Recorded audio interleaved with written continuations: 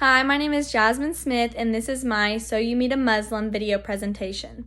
I thought that Ravi's video was really interesting, and I thought that it was super cool that he had the opportunity to approach so many Muslims throughout his lifetime, and that he had a lot of good insight to give. It was really interesting hearing some of his stories and some of the things that he did. Him and Corden had a lot of really similar beliefs on how you would and should approach a Muslim or someone of the Islamic faith. The first thing that Ravi said was, no matter what, befriend them first. And Corden said the same thing. He said to get rid of all the stereotypes.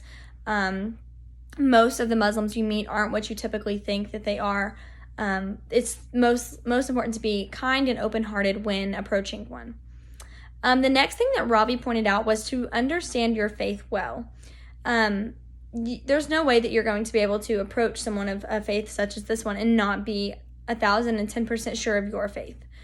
Corden backed this up by saying, know the trial verses, know the verses that they have problems with or don't agree necessarily with, and how to approach those verses. Ravi said that it was very important that we classified Jesus as vastly different. He was a distinction of Jesus. The distinction of Jesus was very important. He is unlike anything that they could, that they're believing or understand. He's not like anybody else, and he is the Son of God and everything like that. He said, going back to what Ravi said, there's two things that must be addressed, and that is the certainty in heaven and the grace of God.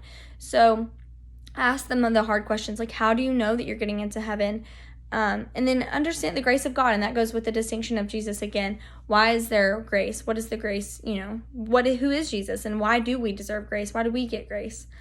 And so he said that those two things in any conversation should be addressed, and I think that is a good little outline, a good little guideline to remember in your head if this was ever an opportunity.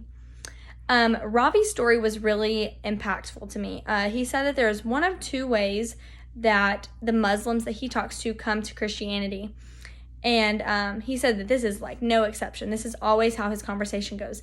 Either that God met them in a dream and God came to them through a dream, or because Christ followers loved them and treated them well.